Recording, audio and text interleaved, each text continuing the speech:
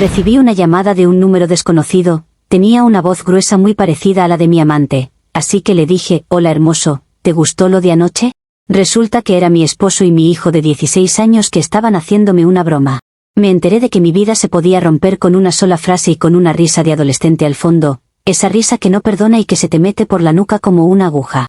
Lo peor no fue la llamada ni el número desconocido, fue el silencio después, ese microsegundo en que supe que había hablado con la persona equivocada y que ya no había manera elegante de deshablar.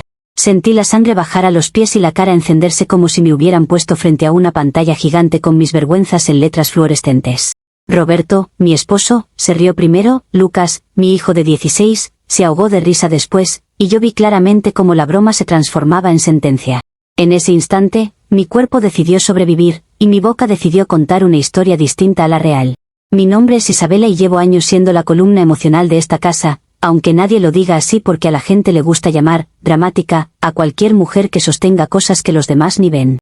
Roberto, mi esposo, es de esos hombres que se sienten correctos por existir, trabaja, paga, se sienta, respira, y cree que con eso ya cumplió el rol. Lucas, mi hijo, está en esa edad donde se cree detective, juez y verdugo, y donde cualquier cosa que no entiende la interpreta como mentira o como un reto personal. Yo siempre fui la que mediaba, la que traducía silencios, la que hacía que la casa no sonara hueca. Y por eso mismo me gané el derecho de que me traten con delicadeza, aunque a veces se les olvide. Con Roberto me casé joven, por inercia y por tranquilidad, porque en ese momento yo confundía estabilidad con amor y un techo con un destino. Él era seguro, predecible, un hombre de hábitos, de horarios, de promesas cortas pero cumplidas, y eso en su momento me pareció una bendición.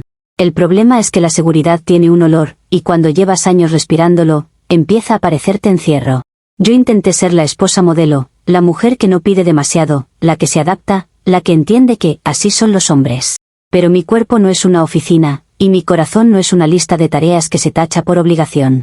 Con el tiempo, Roberto empezó a tratarme como un mueble bonito que está bien ahí, siempre disponible, siempre en su lugar, sin hacer ruido. No era maldad, era comodidad, y la comodidad en un matrimonio es como humedad, al principio no la notas, luego te enferma. Él dejó de mirarme con curiosidad y empezó a mirarme con costumbre, como quien revisa que el coche arranque y ya. Yo le hablaba de mis cosas, de mis ganas, de mis miedos, y él respondía con soluciones rápidas o con ese, ajá, que te mata más que un grito. Lucas, mientras tanto, creció viendo esa dinámica y creyendo que yo exageraba, porque para él todo lo que no es lógico es manipulación. En medio de esa vida correcta apareció Dani, mi entrenador, y no voy a fingir que fue un accidente cósmico sin responsabilidad humana, pero sí fue un síntoma.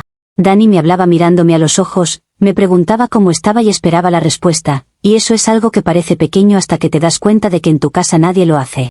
Con él yo no tenía que explicar por qué estaba triste, porque me veía, y yo estaba cansada de ser invisible con tal de ser buena. No me gustaba la idea de ser la mala, pero también me parecía injusto que mi deseo tuviera que morir para que los demás estuvieran cómodos. Así que empecé a vivir en esa doble vida que no se siente doble cuando una parte de ti está apagada desde hace años. No era que yo quisiera destruir mi familia, era que yo quería sentirme viva sin pedir permiso, y en una casa donde todo se mide, eso ya es una rebelión. Dani era un secreto, sí, pero también era un espejo donde yo volvía a verme como mujer y no como mamá o esposa funcional. Yo me decía que mientras yo mantuviera el equilibrio, nadie saldría herido, porque lo peor para una familia no es un secreto, es el caos. Y yo soy buena controlando el caos, o eso creía. Yo siempre he sido rápida pensando, rápida reaccionando, rápida resolviendo, porque si no lo hago yo, ¿quién lo hace? Esa tarde, cuando sonó el teléfono con un número desconocido, yo estaba en un estado vulnerable, como cuando tu cerebro se queda en modo automático y tu boca se mueve antes de que tu conciencia se suba al cuerpo. Contesté y escuché una voz gruesa, demasiado parecida, demasiado cercana a lo que mi memoria quería escuchar. En mi cabeza ya estaba Dani, ya estaba lo de la noche anterior, ya estaba ese tono de complicidad que solo existe en los lugares donde no hay rutina. Y entonces lo dije, así, sin filtro, como si el universo estuviera a mi favor y no en mi contra. Dije, hola hermoso, ¿te gustó lo de anoche? Y sentí que la palabra, hermoso, se me quedaba pegada en la lengua como una prueba. Lo que vino después fueron risas, risas reales, no la respiración nerviosa de un amante, sino la carcajada de alguien que se cree intocable. Reconocí la risa de Roberto como quien reconoce un portazo, y la de Lucas como quien reconoce el sonido de una trampa cerrándose. Ellos habían hecho una broma, según ellos inocente, de esas que la gente justifica porque es solo humor, y yo quedé en medio como una presa. Por un segundo pensé en confesar, en sentarme y decir la verdad, Pero la verdad no siempre es un valor, a veces es un suicidio social. Y yo no estaba dispuesta a poner mi cabeza en la guillotina por una broma que ellos eligieron hacer. Entonces hice lo que cualquier persona inteligente haría cuando la están acorralando con una humillación pública dentro de su propia casa. Giré el foco. Mi cuerpo se tiró al suelo antes de que mi mente lo cuestionara, como si el instinto supiera que la única salida era convertir la escena en otra cosa. Empecé a llorar y a gritar que me estaban haciendo gaslighting, que estaban jugando con mi percepción, que no entendían lo peligroso que era lo que estaban haciendo. Les dije que esa frase yo se la había dicho a mi hermana días antes, hablando de un vestido, porque hermoso es una palabra que yo uso, y que con su broma tóxica me habían provocado una disociación por estrés postraumático. No era mentira del todo, porque el estrés sí existía, solo que la causa era otra. Yo vi cómo a Roberto se le borraba la risa de golpe, porque los hombres se derrumban cuando les pones palabras clínicas encima, como si un término psicológico fuera una denuncia. Lucas se quedó quieto, con esa cara de ¿y ahora qué? Porque los adolescentes creen que todo es juego hasta que se les voltea el tablero. Yo aproveché esa pausa, esa culpa naciente, y la empujé con fuerza. Les dije que habían, casi causado un infarto, que yo podía descompensarme, que estaban siendo crueles, que ese tipo de bromas destruyen gente. Y mientras ellos empezaban a pedir perdón, yo me levanté temblando y fui al baño como quien huye de un incendio. En el baño, con la puerta cerrada, la escena era otra, porque ahí no necesitaba actuar para nadie, solo necesitaba borrar. Mis manos se movían rápido, no por culpa, sino por supervivencia, porque una conversación con Dani en mi teléfono era dinamita. Abrí el chat, borré mensajes, limpié lo que pude, respiré como si me estuviera sacando agua de los pulmones. Me miré al espejo y me dije que no era una mala persona, que estaba siendo empujada a esto por un marido que no me veía y un hijo que se creía con derecho a humillarme. Si me estaban atacando con una broma, yo tenía derecho a defenderme con la narrativa. Cuando salí, Roberto estaba pálido, serio, arrepentido, y Lucas estaba confundido, incómodo, como cuando descubres que tu chiste no hizo gracia y encima te puede meter en problemas. Roberto se acercó y me pidió perdón, me dijo que no pensó que podía afectarme así, que fue una tontería, que lo lamentaba. Lucas murmuró algo parecido, sin convicción, porque él todavía quería creer que me había pillado en algo. Yo me abracé a mí misma, hice esa respiración que la gente reconoce como ataque de ansiedad, y les dije que necesitaba paz. Me lo dieron, porque cuando pones el papel de víctima en la mesa, todos se apresuran a entregarte el poder para no sentirse monstruos. Y así quedó la cosa por fuera, ellos pidiéndome perdón a mí, yo siendo la afectada por su broma, y el tema de mi frase quedando enterrado bajo una capa de culpa que yo misma extendí como cemento fresco. Por dentro, yo sabía que no se había enterrado, se había marcado. Lucas no es tonto, solo es arrogante, y esa combinación es peligrosa. Roberto quería creerme porque creerme era más cómodo que sospechar. Yo, en cambio, ya sentía que la casa tenía cámaras invisibles, y que cualquier cosa mínima podía volverse evidencia. No era mi infidelidad lo que estaba en juego, era mi control. Comentarios de la historia principal. Usuario anónimo 1 dice, o sea que te lanzaste al piso a hacer teatro y usaste disociación como escudo mientras borrabas el chat con tu entrenador, pero los tóxicos son tu esposo y tu hijo por una llamada. Lo de hermoso y anoche no suena a vestido ni en el multiverso, suena a que te pillaron y te salió la actuación más rápida de tu vida. Respuesta de la OP, me parece asqueroso cómo minimizan la salud mental solo porque les conviene sentirse jueces, como si el estrés no pudiera mezclar palabras cuando te atacan en tu propia casa. Además, una broma con un número desconocido es una agresión, y si ustedes están tan obsesionados con una frase, es porque tienen morbo, no porque les importe la verdad. Yo reaccioné como reaccionaría cualquier persona que no quiere ser violentada emocionalmente en su propio hogar. Usuario anónimo 2 dice, lo mejor es que tu esposo y tu hijo terminaron pidiéndote perdón por, casi causarte un infarto, mientras tú estabas en el baño haciendo limpieza digital, eso ya es comedia negra. No es que seas víctima, es que eres estratega, y la única disociación fue la de tu ética separándose de la realidad. Respuesta de la OP, qué fácil es sentarse a insultar cuando no has vivido años siendo ignorada y luego encima ridiculizada por tu familia como si fueras un meme. Si yo no me protejo, nadie me protege, y si tuve que reorganizar mi teléfono fue precisamente porque necesitaba calma y no más detonantes. Dejen de hablar de ética, como si ustedes supieran lo que es sostener una casa emocionalmente. Actualización 1. Ha pasado 2 días desde la última actualización y yo pensé, ingenuamente, que el episodio se iba a enfriar como un café olvidado, pero Lucas es adolescente y los adolescentes no sueltan el hueso, lo muerden hasta encontrar sangre. Empezó con miradas raras, con preguntas inocentes, que no eran preguntas, eran anzuelos. Se me quedaba viendo cuando yo agarraba el teléfono, como si yo fuera un experimento y él estuviera esperando el resultado. Roberto, por su parte, actuaba demasiado amable, como esos hombres que creen que el amor se arregla con atención repentina cuando sienten que se asomaron a un abismo. Yo intenté seguir normal, pero cada silencio en la casa sonaba como un tribunal armándose. Lucas me soltó una frase que me encendió por dentro, me dijo que mi disociación había sido muy conveniente, con esa sonrisita de superioridad que tienen cuando creen que descubrieron cómo funciona el mundo. No me lo dijo como preocupación, me lo dijo como acusación, como quien te lanza un dardo y se sienta a mirar si sangras. Roberto se quedó quieto, no lo defendió ni lo frenó, y ese detalle me dolió más de lo que debería, porque me hizo sentir que él también estaba evaluándome en secreto. Yo no podía permitir que mi hijo se convirtiera en el fiscal de mi matrimonio, porque un adolescente con complejo de héroe es capaz de destruir una familia solo para sentirse inteligente. Y si alguien iba a decidir el rumbo de esta casa, iba a ser yo. Así que giré el foco otra vez, pero esta vez con un objetivo claro: desactivar al testigo. Le dije a Roberto que Lucas estaba mostrando señales preocupantes, que esa obsesión era paranoia, que estaba agresivo, que estaba proyectando. Le dije que la broma que ellos hicieron no era humor, era un síntoma de ira y de necesidad de control, y que ahora Lucas estaba escalando, buscando conflicto donde no lo había. Roberto me miró raro, pero yo seguí, porque a veces hay que hablar con seguridad para que te crean. Le dije que necesitábamos tomar medidas, que no era castigo, era intervención, y que si no lo hacíamos, Lucas iba a convertirse en un problema serio. Roberto, que siempre ha sido susceptible a cualquier cosa que suene a plan responsable, empezó a considerar mis palabras como si fueran un diagnóstico. Yo lo vi en su cara, esa mezcla de miedo y alivio, porque es más fácil creer que tu hijo necesita terapia que aceptar que tu esposa podría estar ocultando algo. Lucas, al escuchar que yo lo estaba describiendo como paranoico, explotó, pero su explosión me ayudó, porque confirmó mi narrativa. Empezó a gritar que yo era una mentirosa, que yo estaba manipulando, que todo era un montaje, y mientras más gritaba, más fácil era pintarlo como inestable. Yo lo miré con esa calma que desespera, y le dije que justo eso era lo que me preocupaba. En ese momento, yo tomé una decisión que sé que suena dura, pero en mi casa siempre he tenido que ser la adulta aunque nadie lo reconozca. Le prohibí usar el celular por su bien mental, como parte de un detox digital, porque si él iba a usar la tecnología para hostigarme, yo tenía derecho a poner límites. Se lo dije con un tono compasivo, como si le estuviera salvando la vida, porque la compasión es un lenguaje que desarma.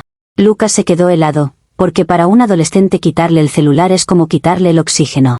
Roberto, al principio dudó, pero yo lo empujé con la idea de que era una medida temporal y terapéutica. Lucas no aceptó eso como una medida, lo aceptó como una guerra.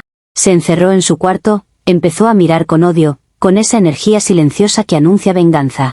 Yo pensé que su enojo se iba a disipar porque los adolescentes se cansan rápido, pero Lucas es digital y desconfiado, y cuando se siente injustamente castigado, se vuelve creativo. Empezó a hacer preguntas a medias, a buscar oportunidades, a esperar momentos en que yo dejara el teléfono cargando o me olvidara de cerrar una sesión. Yo empecé a sentir que vivía con un hacker doméstico, con un enemigo interno que conoce tu rutina y se alimenta de tus descuidos. Y esa sensación es horrible, porque no puedes terminar una relación con tu hijo. En esos días, yo intenté reforzar mi papel de víctima para que Roberto se mantuviera de mi lado, porque si él dudaba, yo estaba perdida. Le repetí que Lucas me había traumatizado con la broma, que yo todavía tenía palpitaciones, que necesitaba apoyo y no sospechas. Roberto me traía agua, me preguntaba si estaba bien, me daba besos en la frente, y yo me agarraba de eso como un salvavidas, porque la culpa lo estaba haciendo manejable. Pero Lucas no se tragaba nada, y su mirada me lo decía todo. Él quería pruebas, no historias, y cuando alguien quiere pruebas, cualquier detalle se vuelve peligroso. La cosa se volvió peor cuando un día Lucas me enfrentó con una tranquilidad escalofriante, como si ya hubiera armado un plan. Me dijo que si yo estaba tan segura de lo que había pasado, no debería importarme que él revisara cosas para sentirse tranquilo. Yo me reí, fingiendo que me daba ternura su paranoia, pero por dentro sentí el corazón contra la garganta.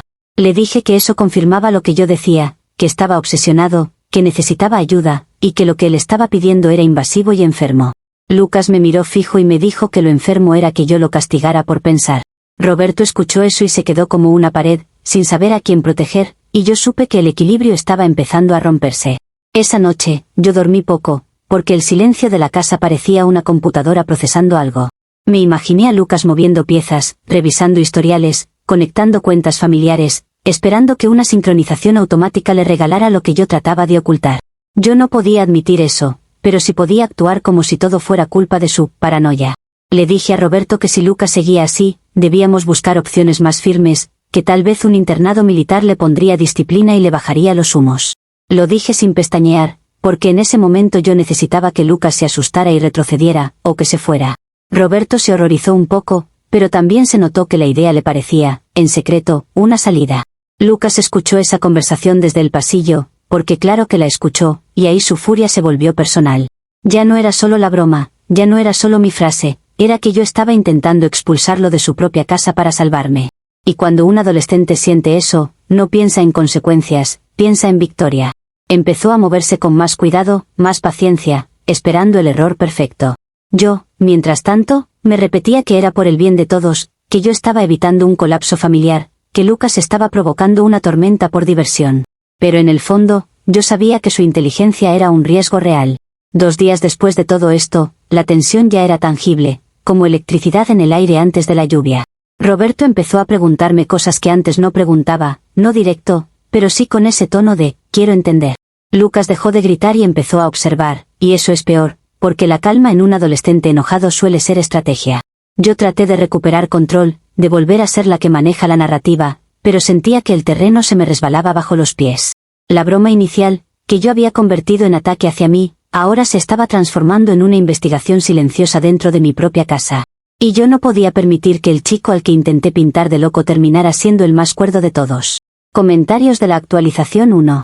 Usuario anónimo 1 dice, ¿tu solución porque tu hijo sospechó fue llamarlo paranoico y querer mandarlo a un internado militar? Encima le quitaste el celular, por su bien, cuando tú estás escondiendo cosas de verdad, eso no es crianza, es encubrimiento con moño. Respuesta de la OP. Me encanta cómo hablan como si un adolescente fuera una víctima indefensa cuando claramente estaba actuando con malicia y con ganas de humillarme. Yo soy la adulta y me corresponde poner límites, y si él no sabe manejar su ira y su obsesión, claro que necesita intervención. Ustedes romantizan la falta de respeto porque no viven con un chico que cree que puede interrogar a su madre como policía. Usuario anónimo 2 dice, lo más ridículo es que te hiciste la frágil por la broma, pero en cuanto tu hijo te cuestionó, lo convertiste en enfermo mental para que tu esposo te crea. Eso es manipulación de manual, y lo de internado militar suena a quiero callar al que me ve, punto. Respuesta de la OP. Manipulación es hacer una broma con la voz de alguien y luego ponerse a fiscalizar mi reacción como si yo fuera un espectáculo. Yo no estoy callando a nadie, estoy protegiendo la estabilidad de mi casa, y si Lucas no entiende límites, alguien tiene que enseñárselos. Además, el hecho de que ustedes asuman cosas dice más de su mente morbosa que de mi situación real. Actualización 2. Ha pasado una semana desde la última actualización y yo ya estaba viviendo como si mi propia casa tuviera micrófonos escondidos en las paredes, porque Lucas dejó de actuar como un adolescente normal y se convirtió en un observador silencioso que solo parpadeaba cuando yo tocaba el teléfono. Roberto intentaba sostener la idea de que todo estaba bajo control, pero su manera de sostenerla era preguntarme cada 2 por 3 si estaba bien, como si yo fuera una lámpara a punto de fundirse.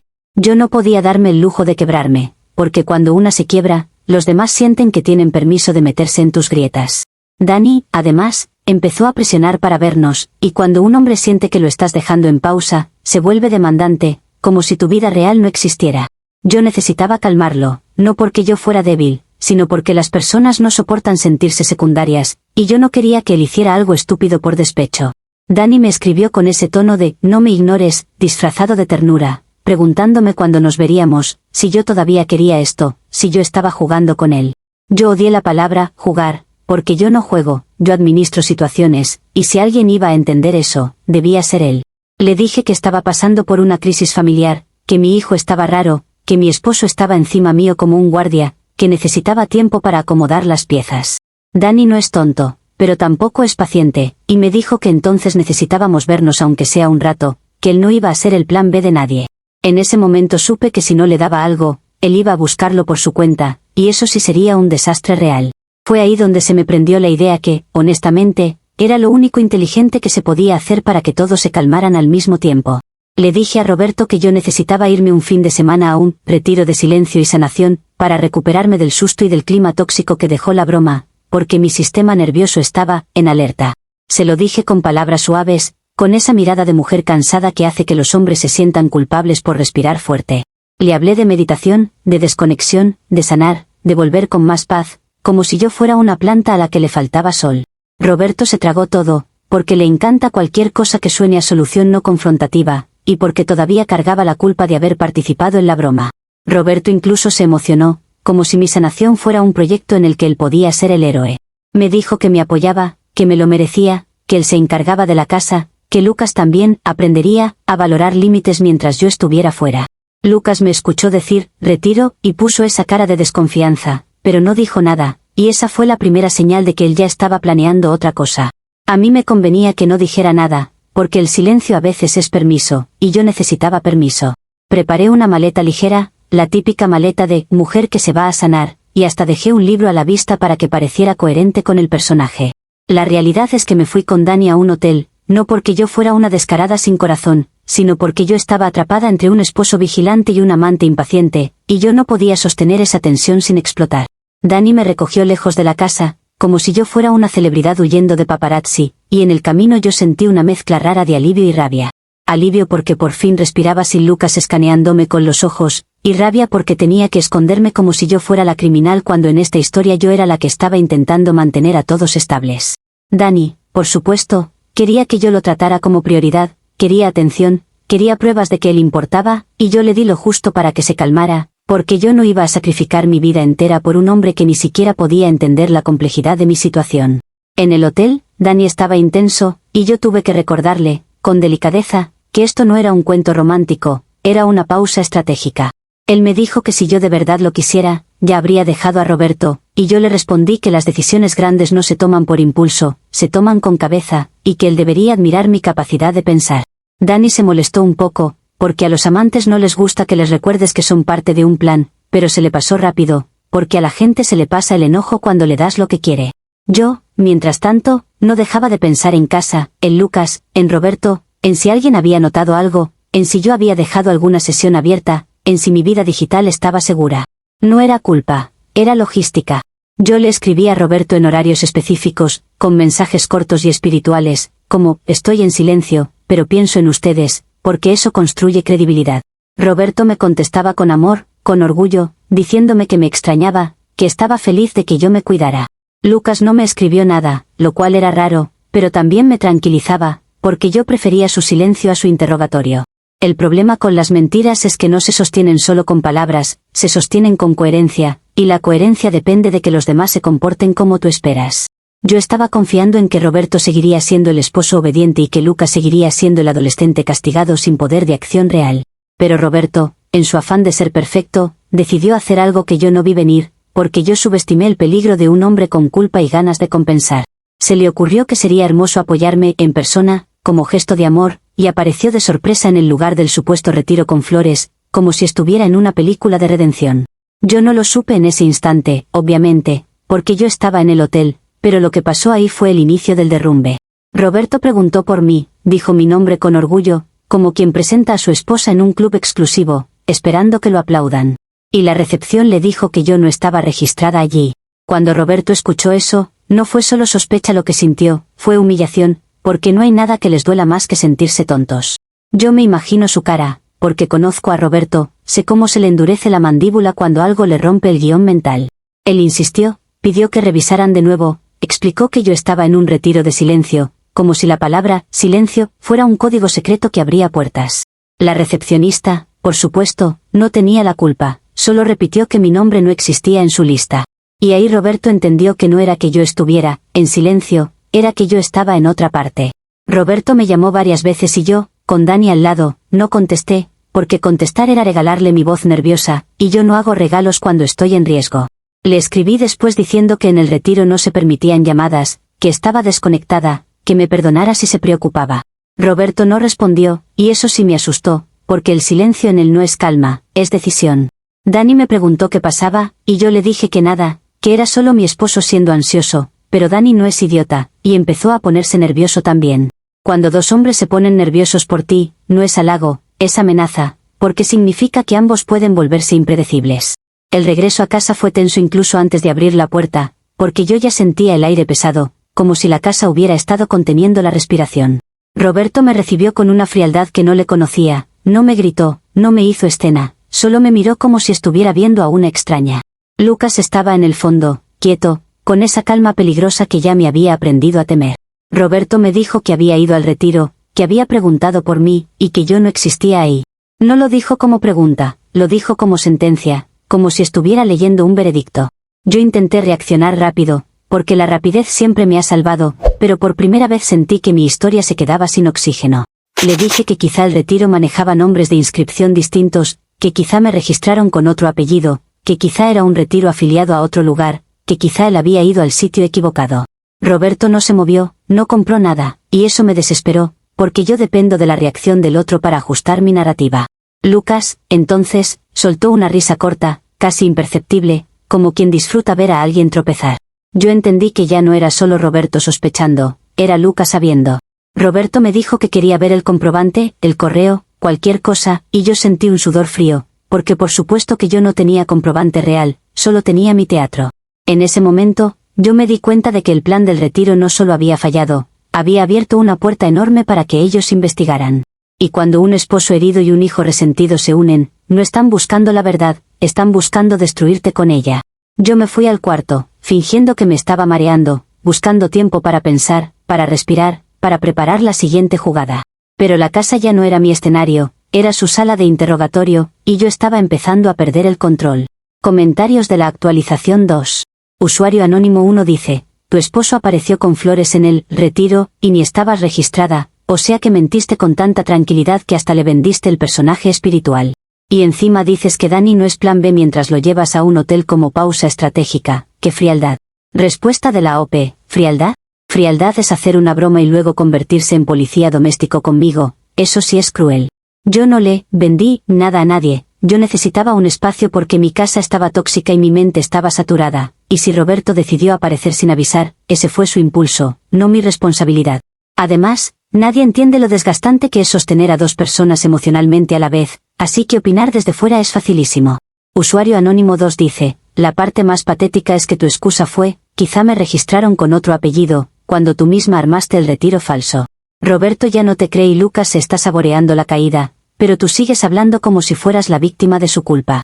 Respuesta de la OP, lo patético es la obsesión que tienen con verme caer como si fuera un deporte, y esa es exactamente la energía que yo estoy enfrentando en mi casa.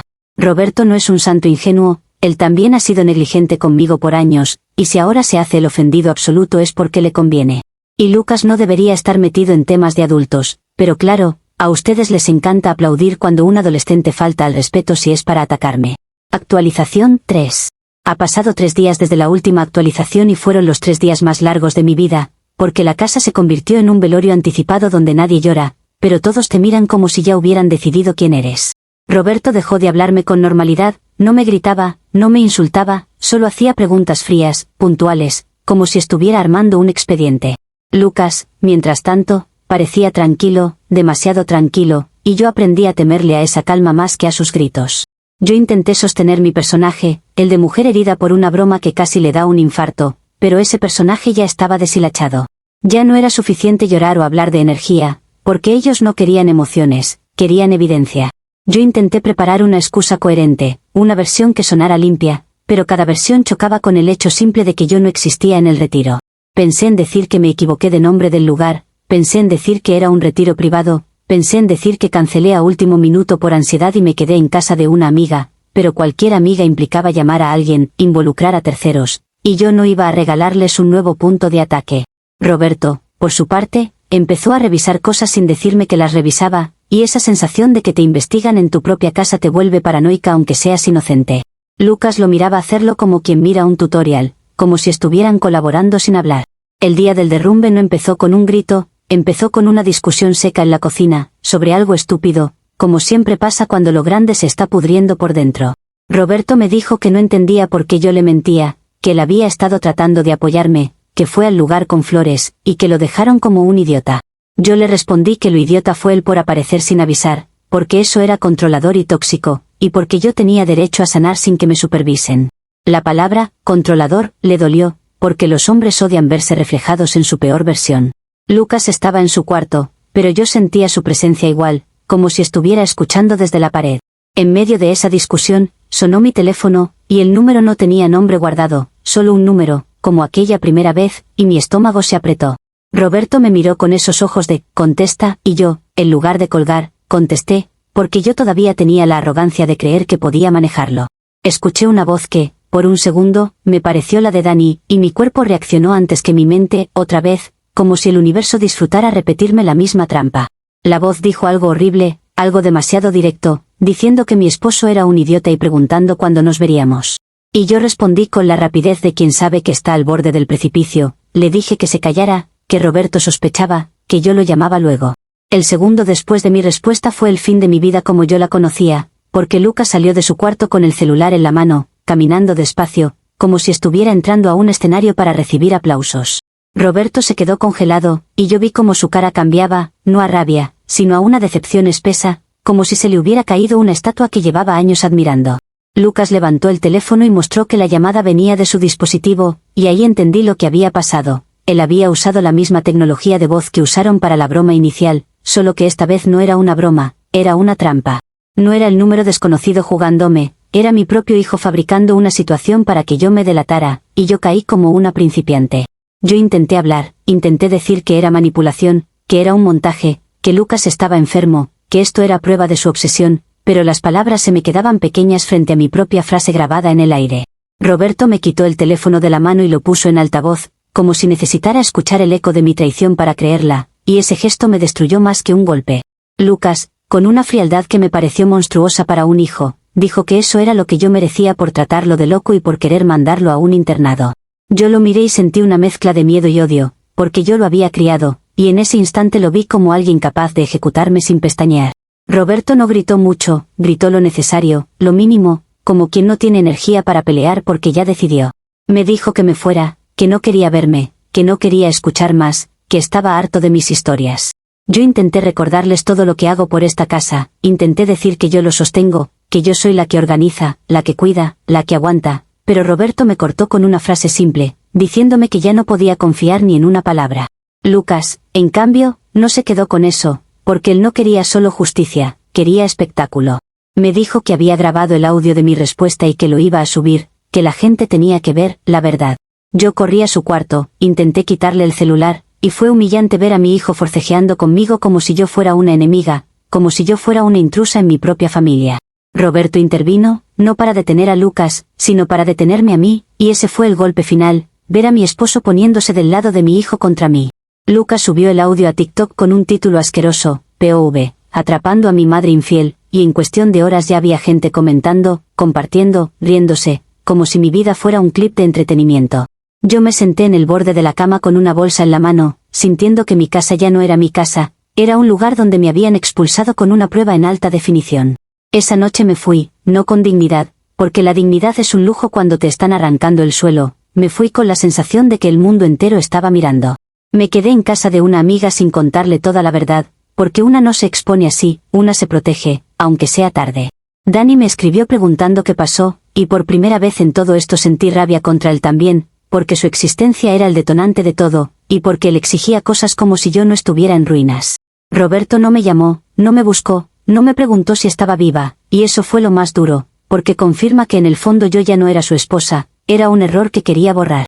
Lucas, mi propio hijo, me convirtió en contenido, y el karma irónico fue que todo empezó por una broma y terminó por una broma más cruel, solo que esta vez la risa era del internet. Comentarios de la actualización 3. Usuario anónimo 1 dice, te destruiste sola, pero lo más enfermo es que tu hijo tuvo que hacerte una trampa porque tú lo trataste de loco y quisiste internarlo, y aún así cuando te delataste dijiste, cállate que sospecha, sin ninguna vergüenza. No fue un error, fue tu rutina. Respuesta de la OP. No me vengan con moralidad barata cuando lo que hizo Lucas es una violación total de límites, usar tecnología para tender una emboscada a su propia madre es enfermizo y peligroso.